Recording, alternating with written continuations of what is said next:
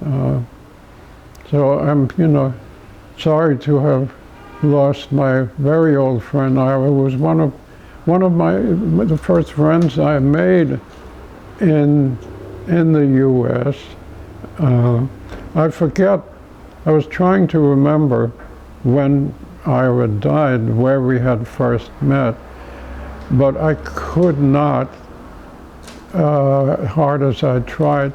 But I'm sure it was at one of the many events that were then happening in the days that were the real salad days for jazz critics and journalists, when all the record labels had events. They would bring out, somebody would appear in a club who had just recorded for them, or they would debut an album, and they would invite critics to have they were pretty lavish too, lunch with drinks and everything, and some people who were not doing too well really more or less survived on these events.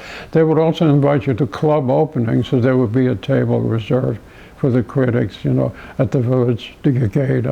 Village Vanguard is hard to reserve a table. But these were, like I said, there were salad days for us writers, and I'm pretty sure that's where I first met Ira, at one of these events. But we became good friends, and notoriously members of the JJJ, whom I mentioned at Ira's service, and they're pretty well known by now. And I think by now, you could talk freely about this, but we were known as the Jewish Jazz Junkies, and we would meet usually once a month at the homes of one of the members, and the members were Ira and the late David Himmelstein, and Don Schlitten, who has become a recluse. I don't know what he's doing, why, or what. He didn't come to Ira's service, although they were really old friends way back. And did I mention Himmelstein? Yeah.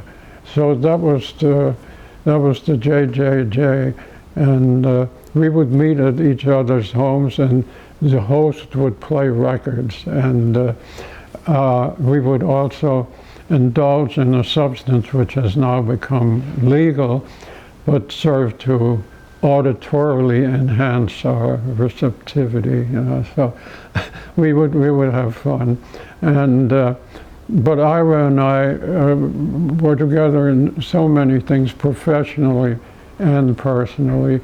We would go to Newport together every year. Actually, a bunch of us liked the JJJ very often. None of us were drivers. Don, Ira, Himmel, and me, nobody drove.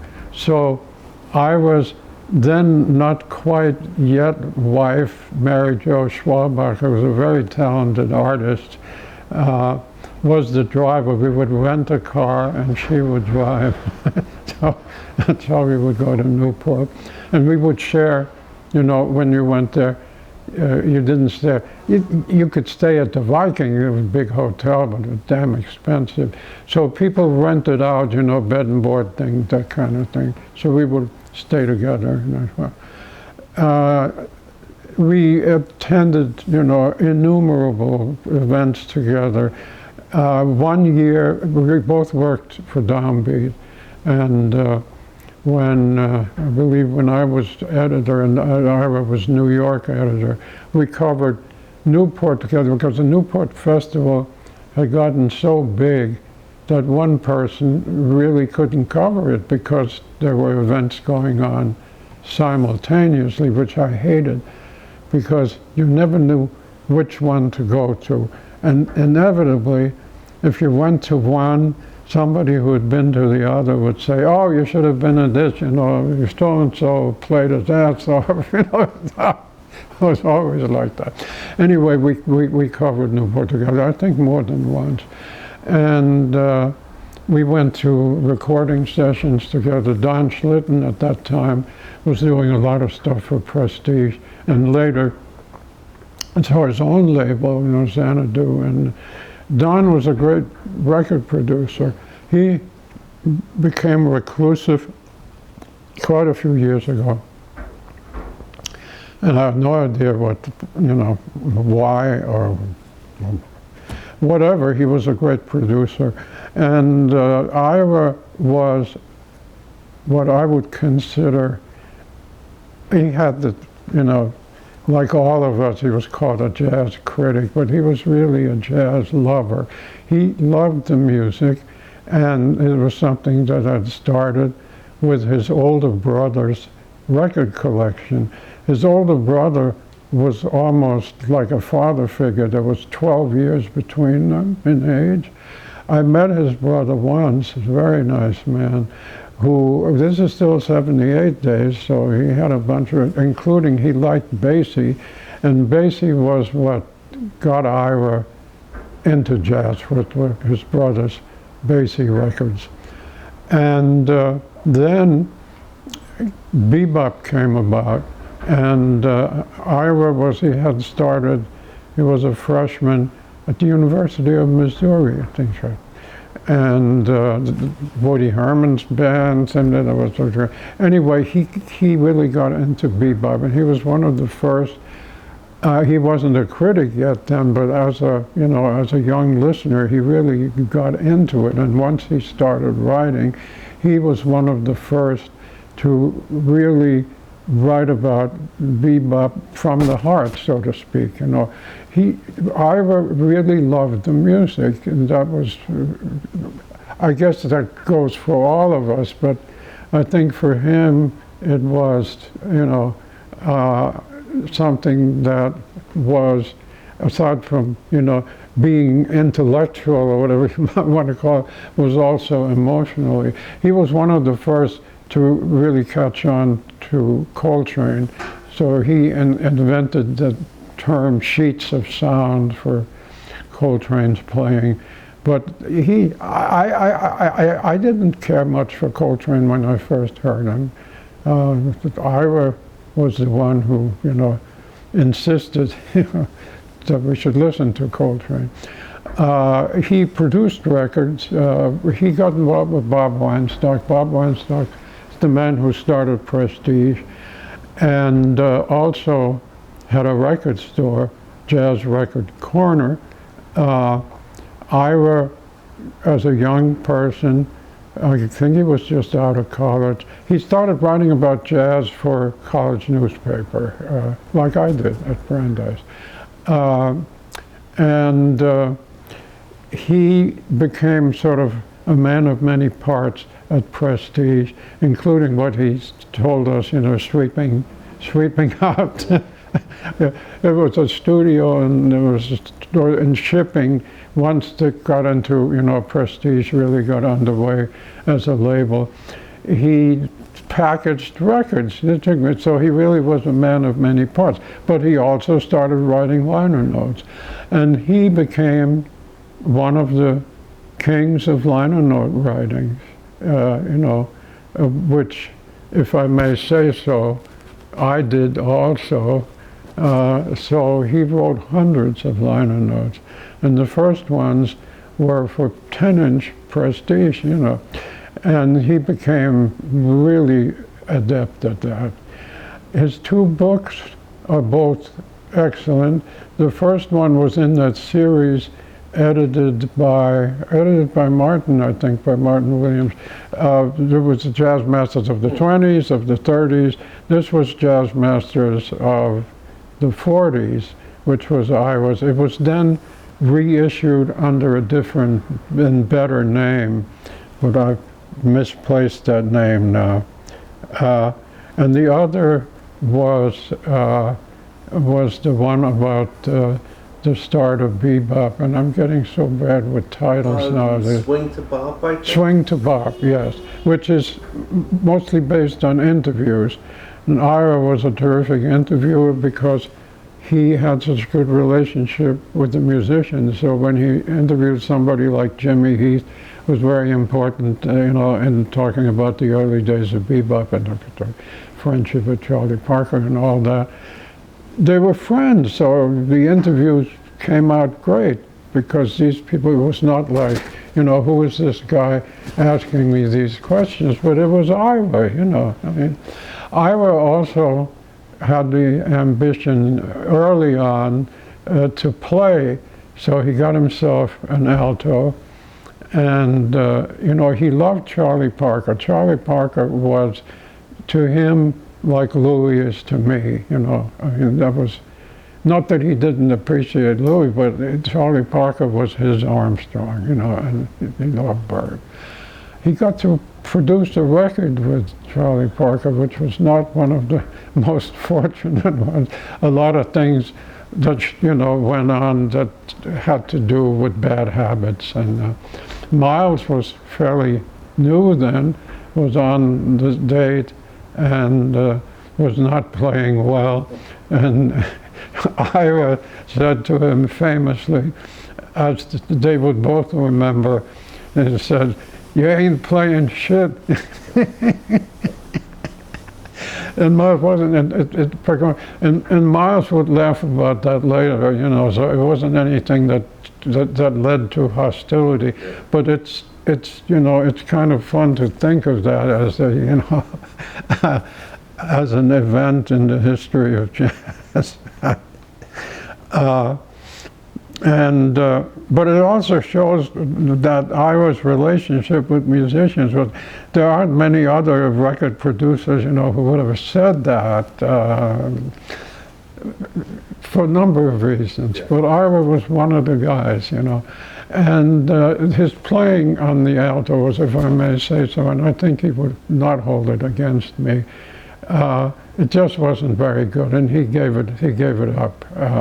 However, once the two of us played kazoo together at a Newport after hours party. We had a little kazoo jam session. I may have played comb and tissue paper, which I actually preferred. But you couldn't get, I used Pall Mall cigarette tissues, and that was the best, but they ceased production, and I could never. It was like Red McKenzie, who he used the New York World newspaper, and when the World went out of business, he said he could never find a read like that again. So with me, it was Pall Mall. But anyway, Ira and I had fun doing that. And so he gave up the alto. And I can tell you something, even though this will be, well, when it comes out on your blog, it isn't exactly like the entire world takes place. Joe Thomas, whom we talked about a lot, and I may even have mentioned that when we talked about Joe. There was an event somewhere in the suburbs, outdoors, and actually Vic was on it, and Joe Thomas, and some other people that I don't recall, and Ira had brought his alto, and he sat in with them. And on the way back, Jack Bradley was involved. We were riding with Jack. Jack was driving, and Joe and Ira and I were in the car together. And Joe, who, as we think when we talked about it, he wasn't always the most, warm-hearted, nice guy that you could think of. I mean, he always said what he thought, whether it was a recording date or whatever, So he gave Ira a lecture, which wasn't very nice. He said, you shouldn't get up on stage with professional musicians, He just told him, that he should not do this. And frankly, with all love to Ira and due respect, and the fact that he really, wanted to play. Joe was right. He was right. I mean, it was embarrassing, to the listener as well as to the musicians, So not long after that, he gave it up. And he really should have. But on the other hand, he was a great hockey player. He had his own hockey team, Gitler's Gorillas. It was an amateur league in New York that had the cops and the fire department and all that. Gitler's Gorillas got a write-up in New Yorker Talk of the Town. Oh boy. Anyway, I went to quite a few games. He was the manager, and player, and he was much better with the hockey stick than he was with the reed. He was a really good hockey player, and he really understood the game and wrote about it. He wrote 2 books, World's Fastest Sport and Blood on the Ice, just a great title. And he introduced me to hockey, which is a wonderful game. Hockey is absolutely a wonderful game. I'm still a big Ranger fan. The Rangers were Ira's team. And I'm very happy that he did, because it's a beautiful game. And it has something in common with jazz in terms of the interplay. All sports, of course, are team efforts, but there's something about the passing in hockey and the setting up of shots and all that in some ways resembles a jam session. So this was Ira's other big love. And his marriage to Mary Jo, which lasted a long time, I think 40 years or more. I was in at the beginning of that, because Mary Jo was working at the Museum of Modern Art, and Ira was involved with me in doing the concert series, Jazz in the Garden, at the museum, which was a wonderful series. Have I talked about this before? Yeah. So Ira was part of the team, and that's how he met Mary Jo, and so it was a nice side effect. So anyway, we were lifelong friends, and I really miss him. But to be frank, and of course, our sons were born close to my firstborn, Adam, and Fitz, Ira's son. They were born very, very near to each other. I hadn't seen Fitz in a long time, and I saw him at the service, but we were in touch from time to time. He's a good, solid jazz fan, and he spoke at the service and really spoke beautifully about his father. He and his wife have twins, so the twins were something really nice in Ira's late life. Ira was 10 months older than me, so I am now the oldest surviving jazz critic, but Ira had 10 months on me. Unhappily, he was not too well in his late years, and was living at an assisted living place. So it was difficult to communicate with him in later years, but it was always good to see him, So we were friends for such a long time that he was really my oldest surviving American friend. When I came to America, I was 17, just going on 18. I left all my Danish friends behind, so I had to start from scratch. And, that came about in ways that one could not, there was no way of organizing it. I couldn't take out an ad and say, hey, I need new friends, you know. So it came about in various ways, but Ira was one of the ones that, you know, came relatively early. Not first there was the Army, where I made friends, but they didn't last after we split apart. And then there was Brandeis, and there were some, you know, one very close friend that I made. But then there was jazz. I mean, that was what happened. So Ira was one of my oldest friends, and you know, I had to lose him, but we had some really good times together. I mean, if we had all the music that we listened to together, you know, my God. And the JJJ was somebody at the service, whom I know but hadn't seen in a very long time, told me that we were on the air at WBAI, which is a crazy station. I mean, I don't listen to it anymore, but it probably is, and it was always a nutsy place. But there was a show called Jazz it was called The Sound of Jazz. And it was founded by Nat Hentoff and Gunther Schuller. They were the co-hosts, and they did it together. It was on once a week. And after Gunther left, Martin became Nat's partner. And I made my radio debut guesting with Nat. He wanted me to do something on Hot Lips Page, and that was my radio debut. Then